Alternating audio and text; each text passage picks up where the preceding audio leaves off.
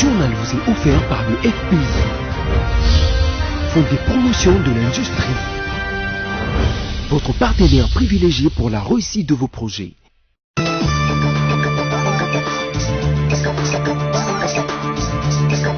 Un nouveau rendez-vous d'actualité sur BSC TV, mesdames, messieurs, bonsoir et bienvenue à tous. Débat sur la motion de défiance contre le ministre provincial des Finances de Kinshasa ce mercredi 8 mai à l'Assemblée provinciale. Guy Matondo a sollicité via une correspondance au président de l'APK un report de 48 heures afin de préparer ses moyens de défense.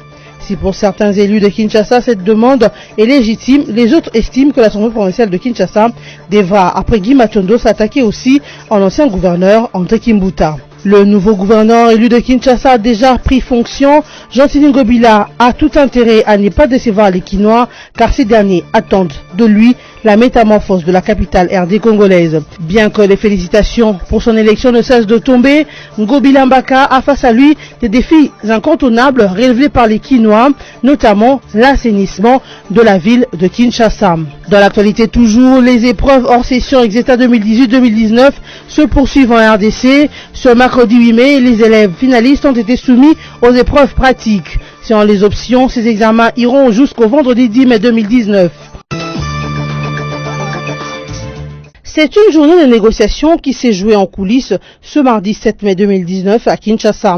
Le matin, des forces de l'ordre sont signalées aux abords de la résidence de Némoana Ntsemi. Dans la foulée, le vice-premier ministre intérimaire en charge de l'Intérieur, Basile Olongo, le qualifie de fugitif et explique avoir donné ordre qu'il soit arrêté. Le ministre n'exclut pas alors que le chef des Boudou Diamayala puisse in fine bénéficier d'une grâce présidentielle ou d'une libération conditionnelle, mais explique qu'en attendant, sa place est en prison. Joseph Olengankoy intervient et s'oppose à cette arrestation. Le président du comité de suivi de l'accord, qui assure négocier depuis des mois avec Némoana Ntsemi sa réapparition, explique que ce dernier a été arrêté en 2017 en violation de son immunité en tant que député, selon lui, et n'a jamais été condamné. Il préconise un arrangement à l'amiable au motif aussi que Némoana Ntsemi a promis d'œuvrer à la réconciliation prônée par le président Félix Tshisekedi. Selon la radio France Internationale, toute la journée des discussions ont eu lieu au plus haut niveau. Dans l'après-midi, une source à la présidence explique qu'un délai a finalement été accordé à Némoana Ntsemi pour ne pas le brusquer dans la mesure où il est réapparu de son plein gré et que Joseph Olengankoy s'était porté garant de ses agissements, mais qu'il est bel et bien attendu en prison. Le temps au moins que son dossier soit examiné. Quant à Joseph Olengankoy, il a assuré en fin de journée avoir finalement accepté de présenter Némoana Ntsemi au parquet sous peu, mais en échange selon lui de la promesse qu'il ne serait pas arrêté. Évasion à la prison centrale de Kananga dans le Kasaï central, la MONUSCO se dit préoccupée par la présence parmi les évadés d'un des présumés meurtriers des experts de l'ONU dans cette partie du pays. Ilunga Lumu, puisque c'est de lui qu'il s'agit, s'est évadé la nuit du lundi 6 à mardi 7 mai de la prison centrale de Kananga. L'auditeur général de l'armée affirmait que l'évasion de ces prisonniers est un coup dur, car Ilunga est un symbole important dans les procès des deux experts onusiens. Durant la conférence de presse hebdomadaire de la MONUSCO de ce mercredi 8 mai, Florence Marshall, porte-parole de cette mission, a déclaré que la MONUSCO est très préoccupée par cette évasion, avant d'ajouter qu'une équipe des enquêteurs de la mission onusienne est déjà sur place, pour se rendre compte de l'effectivité de la fuite de Ilunga et savoir si cette évasion a été téléguidée pour que les procès des deux experts ne connaissent aucune issue. Florence Marshall est également revenue sur la probable suppression des 522 postes des agents nationaux de la MONUSCO sur les 764 postes qui doivent être supprimés. Elle a expliqué que les personnels étrangers sont également concernés. On se prépare car il est crucial que le personnel nationaux et internationaux qui seront affectés par la coupure des postes soient informés le plus rapidement possible. Il ne s'agit pas de licenciements, mais des postes qui sont coupés parce qu'à partir du 1er juillet, il n'y aura plus d'argent disponible pour ces postes, a déclaré Florence Marshall. Sindika Dokolo a regagné Kinshasa depuis le mardi 7 mai 2019, après plus de 10 années de séjour à l'étranger, principalement en Angola où il a établi ses affaires avec son épouse Isabelle Dos Santos, fille aînée de l'ancien président angolais José Eduardo Dos Santos. Sindika Dokolo avait définitivement quitté la RDC dans les années 98 après l'interdiction de l'association des jeunes entrepreneurs du Congo AGEC dont il était membre. L'AGEC réunissait des jeunes entrepreneurs, pour la plupart des fils et filles des politiciens et d'hommes d'affaires de l'époque tels que Bemba Saolona, Moulande Kaïj, Cléophas Kamitatu, Bomboko, Dokolo Sanou, etc. Revenu à Kinshasa, Sindika Dokolo devrait retrouver un dossier judiciaire au pénal dans une affaire de spoliation de maison. En effet, en date du 7 juillet 2017, lui et son frère Luzolo Dokolo avaient été condamnés à 12 mois de servitude pénale principale et au paiement de dommages et intérêts de 15 000 $ américains dans l'affaire qui les opposait à la succession Koussamina devant le tribunal de paix de Kinshasa-Sosa, siégeant en matière répressive au premier degré. Les frères Dokolo avaient été reconnus coupables de faux en écriture et usage de faux ayant entraîné la lésion de la succession Koussamina, les privant de la jouissance de leurs biens à travers leur société, la Sokide. L'affaire, qui date d'une brouille des années 80 entre les parents des familles Dokolo et Koussamina, avait été portée en justice par la gestionnaire statutaire de Sokide SARL, Yvonne Koussamina, en vue de récupérer leurs biens immobiliers spoliés par des inconnus, alors que la succession détenait tous les certificats originaux des dits biens meubles et immeubles, soit plus de 6 maisons à usage commercial, ainsi que des terrains disséminés à travers la ville de Kinshasa. L'un de ces terrains, situé sur la 12e rue industrielle limitée, a été morcelé en plus de 30 parcelles où sont érigées des villas. Après leur condamnation, les avocats de Dokolo avaient interjeté appel et l'affaire serait toujours pendante devant les cours des tribunaux.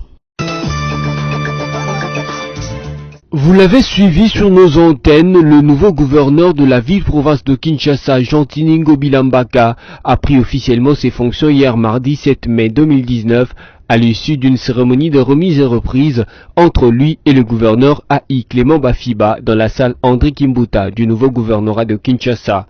Depuis, les félicitations, fils de partout. Jean-Claude Kadima, bourgmestre de la commune de Kalamou, jette de fleurs au nouveau patron de la ville et lui demande d'être au service de la population quinoise.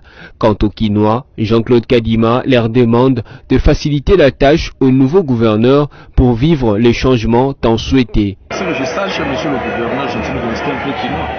Donc il connaît très bien Kinshasa, il connaît toutes les politiques les Quinois connaissent, il connaît tout ce que les Quinois traversent comme difficulté qu'on sort. C'est un message à lui dire, c'est de travailler au service de la population quinoise. Cependant, certains Quinois rencontrés ce jour par votre rédaction attendent beaucoup du nouveau gouverneur, surtout en ce qui concerne l'assainissement de la ville et l'amélioration des conditions de vie des Quinoises et Quinois.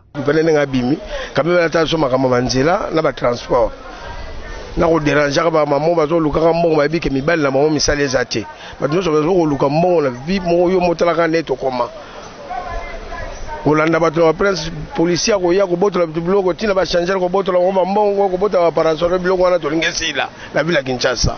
Bon là alboso na bana pesi na bonne chance. Et c'est bonne chance gouverneur Asikaye. Na osenga kaka atalanzela Kinshasa ya mingi ya mulili abongisa mabulu bakulu na bato déranger mboka en tout cas à sala. Donc de pesi bonne chance de CPNA surtout dans la CPNA. Une autre catégorie de la population quinoise pense que Jean-Tiningo Bila n'est que la continuité de Kimbuta. Papa n'a pas le côté de gouverneur n'a bien Jean-Tiningo Bila. Il y a aussi na bandundugu na yumbi tout ça et puis la même famille politique na Kimbuta ba PPRD ba FCC n'a pas attendre na rien pas Uta Salini ngaza Kinois né à Kinshasa grandi à Kinshasa. Dans plus de 60 ans d'âge. Mais les gens qui cliquent là-bas, nous sommes rien. Attention, qui ça péto, rien. Toutefois, le bon sens voudrait que l'on observe d'abord la façon de travailler de Ngobila et son équipe, tout en sachant qu'il n'aura pas la tâche facile quand on sait que Kinshasa a plusieurs défis à relever, mais Avec de la bonne volonté et de la détermination, il est possible de développer cette belle et grande ville en un temps record.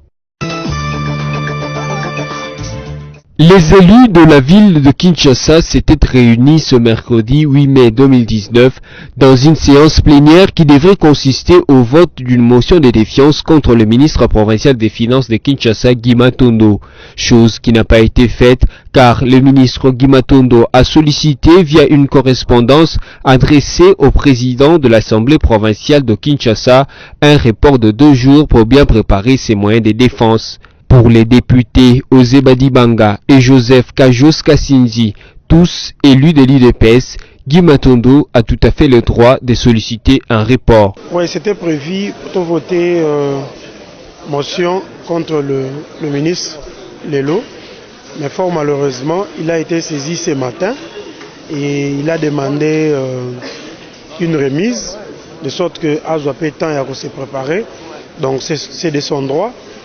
Nous nous laissons le temps, le vendredi, nous allons revenir encore pour essayer un peu de débattre. Naïe, tout le monde a comment aboutir de cette ambition. Les gens doivent apprendre à gérer la chose publique. On ne gère pas la chose publique comme si on gérait sa propre poche. Donc, il viendra, on va l'écouter, mais sûrement il doit être traduit en justice pour qu'il réponde de ses actes, devant la justice. Mike Mukebai, quant à lui, il ne faut pas seulement s'arrêter au cas Guy Matondo, mais il faut aller jusqu'au patron de l'ancien gouvernement provincial, à savoir André Kimbuta Yango. J'ai été très flatté par la détermination du président de l'Assemblée provinciale, Godin Poli, mais je me dis, nous ne pouvons pas nous arrêter à mi-chemin. Ce qu'il faut poursuivre, demain, et exiger de la justice des poursuites contre André Kimbuta. En fait, Guy Matondo n'était que le bras séculier du tout-puissant gouverneur, spoliateur, détourneur, que sais-je encore, détourneur André Kimbuta. Donc la ville est surendettée. Il ne s'agit simplement pas de sanctionner Guy Matondo, mais encore de le mettre devant ses responsabilités, qu'il soit entendu, jugé et condamné, et que la justice décide de la saisie de ses avoirs pour pouvoir rembourser à ces banques-là. Notez que Guy Matondo est reproché d'avoir retiré une grosse somme d'argent auprès d'une banque de la place pour de travaux de la ville, mais qui n'ont pas été réalisés. Cependant, le président de l'Assemblée provinciale de Kinshasa, Godin Poli, a laissé entendre que son assemblée va instruire le gouverneur de la ville pour la suspension immédiate du ministre Guy Matondo. Il a également annoncé que la Cour de cassation va bientôt être saisie sur cette affaire. Après avoir affronté les épreuves de dissertation la semaine dernière, les finalistes du secondaire de la République démocratique du Congo ont été soumis aux épreuves pratiques ce mercredi 8 mai 2019. Dans les différentes écoles retenues comme centre, les responsables trouvés sur place ont laissé entendre que certains élèves ont passé leurs examens ce mercredi et d'autres par contre le passeront soit le jeudi ou le vendredi 10 mai 2019. Ces responsables n'ont pas justifié les pourquoi de ces reports. Voulant connaître l'état d'esprit dans lequel les élèves abordent ces épreuves, un parmi eux a réagi à notre préoccupation. Tout s'est passé normalement dans la mesure où les épreuves étaient basées sur les matières qu'ils étudient régulièrement à l'école. La pratique, on a fait la pratique professionnelle, elle s'est bien passée. Vu que ce sont des matières qu'on a déjà appris à l'école et puis nous avons vraiment été bien formés avec les professeurs à l'école, donc ça nous a paru facile. Les élèves se préparent ainsi en conséquence en attendant les examens proprement dits qui auront lieu le mois de juin prochain. Reprise partielle des activités de la riposte contre Ebola à Butembo dans les Nord Kivu après une paralysie causée par les manifestations de motards qui ont eu lieu samedi 4 mai dans cette zone considérée comme nouveau foyer du dit virus. Ces motards protestaient contre le meurtre de 2 de leurs. Les équipes engagées dans cette lutte ont repris timidement les activités grâce aux comités locaux de riposte installés dans différents quartiers de Butembo. La vaccination des contacts à haut risque s'effectue à un rythme minimal dans la ville précitée, mais également à Katoa. Les enterrements dignes des personnes mortes d'Ebola restent également limités. Dans un communiqué publié dimanche, le ministère de la Santé prévient que cette situation aura comme conséquence une augmentation du nombre de cas et de décès d'Ebola à Butembo et dans les zones de santé voisines. Depuis 70 ans, le monde célèbre la journée mondiale de la Croix-Rouge et du Croissant-Rouge chaque le 8 mai, comme c'est le cas ce 8 mai 2019. Cette journée est une occasion de rendre hommage au travail et à l'engagement de plus de 13 millions de volontaires à travers le monde qui œuvrent à prévenir et à alléger les souffrances humaines. Elle rappelle aussi l'importance du droit international humanitaire qui vise à protéger la vie et la dignité humaine pendant les conflits armés, ainsi qu'à prévenir et à atténuer les souffrances causées par la guerre. À cette occasion, le président national de la Croix-Rouge RDC a adressé un message d'encouragement à tous ceux qui font partie de ce mouvement. Grégoire Mateso Mboutawale a indiqué que cette année 2019, l'accent est mis sur l'amour qui est la base pour toute action humanitaire. Il a également sollicité l'appui du gouvernement congolais afin de permettre aux volontaires de la Croix-Rouge d'apporter secours aux communautés. Rappelons que la journée du 8 mai correspond au jour d'anniversaire d'Henri Dunant, fondateur de la Croix-Rouge, promoteur de première convention de Genève pour les blessés de guerre et premier prix Nobel de la paix. Henri Dunant est celui qui a formulé les principes fondamentaux qui guident encore l'action de la Croix-Rouge aujourd'hui. Ces principes sont l'humanité, l'impartialité, l'indépendance, le volontariat, l'unité et l'universalité. Ligue des champions européenne, les Anglais de Liverpool ont éliminé les Espagnols de Barcelone par un score de 4-0 ce mardi 7 mai au stade de Anfield Road dans la ville de Liverpool en Angleterre. Contraint à l'exploit après son lourd revers à l'aller par 0-3 pour Barcelone, Liverpool a réalisé une manche retour exceptionnelle face au Barça de Lionel Messi en marquant 4 buts et se qualifier pour la finale. Pourtant, les hommes de Jürgen Klopp partaient moins favoris avant les coups d'envoi. Les 3 buts à remonter d'une part et les absences des attaquants des points dont Roberto Firmino et Mohamed Salah, tous deux blessés. C'est avec un trident inédit dont Divock Origi, Sadio Mané, Xherdan Shaqiri que Liverpool s'est mis en chasse. La finale devra donc se jouer entre Liverpool et Ajax Amsterdam au Tottenham le 1er juin 2019. Mesdames et messieurs, voici à présent le rappel des principaux titres développés au cours de ce journal. Débat sur la motion de défiance contre le ministre provincial des Finances de Kinshasa ce mercredi 8 mai à l'Assemblée provinciale. Guy Matondo a sollicité via une correspondance au président de l'APK un report de 48 heures afin de préparer ses moyens de défense. Si pour certains élus de Kinshasa, cette demande est légitime, les autres estiment que l'Assemblée provinciale de Kinshasa devra, après Guy Matondo, s'attaquer aussi à l'ancien gouverneur André Kimbuta. Le nouveau gouverneur élu de Kinshasa a déjà pris fonction. Jean-Tini Ngobila a tout intérêt à ne pas décevoir les Kinois car ces derniers attendent de lui la métamorphose de la capitale RD congolaise. Bien que les félicitations pour son élection ne cessent de tomber, Ngobila Mbaka a face à lui des défis incontournables relevés par les Kinois, notamment l'assainissement de la ville de Kinshasa. Dans l'actualité toujours, les épreuves hors session Exeta 2018-2019 se poursuivent en RDC. Ce mercredi 8 mai, les élèves finalistes ont été soumis aux épreuves pratiques. Selon les options, ces examens iront jusqu'au vendredi 10 mai 2019. Un des finalistes rencontrés à la fin de son examen nous confie qu'il n'y avait rien de si compliqué car tout était basé sur les matières apprises pendant les cours. Ce journal est terminé. Merci de continuer à nous rester fidèles.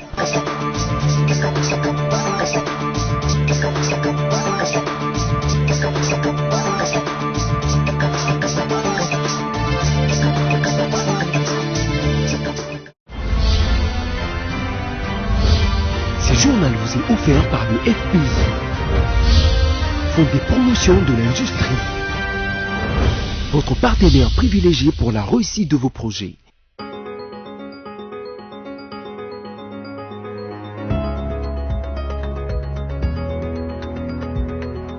Très heureuse de vous lire en résumant le journal en ligne paru ce mercredi 8 mai 2019. Martin Fayoulou fer des lances d'un complot contre Tshisekedi et la nation, écrit Congo virtuel. L'évolution de Martin Fayoulou, candidat notoire des lobbies miniers et occidentaux qui n'est juré que par la mise sur l'orbite du pouvoir congolais d'une marionnette de race pure à la tête de la RDC pour s'assurer leurs intérêts mercantilistes et avantages léonins dans le pays du paradoxe, pays riche mais à population pauvre et consécutif d'un complot tramé contre Félix Tshisekedi et la nation congolaise. Pas plus tôt que le 28 avril 2019, revenu de sa tournée américano-européenne, Martin Fayoulou tient un meeting à la place Sainte-Thérèse où l'atmosphère est à la récusation de l'actif et à la diatribe contre la manière d'accès au pouvoir de Fachi et où tout exhale l'incitation à la haine tribale contre la tribu du 5e président du pays de Lumumba, Boma Muluba Tikanyoka.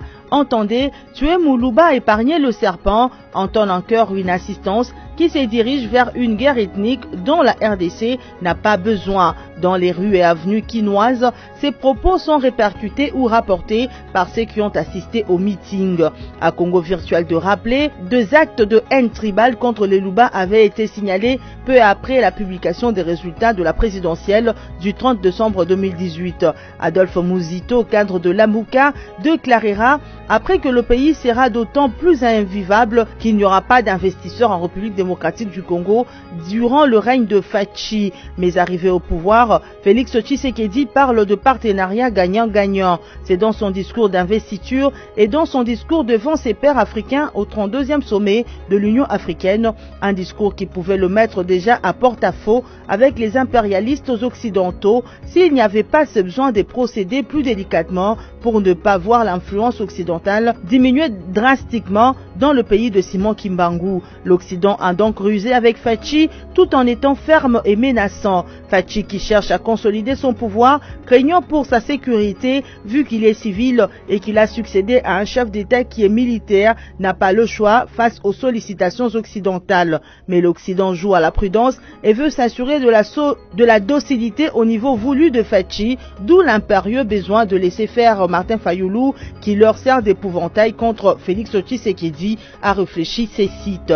Installé depuis hier à l'hôtel de ville Gentini Ngobila pour une politique de gestion axée sur les résultats, a noté les sites d'information Forum de Zas.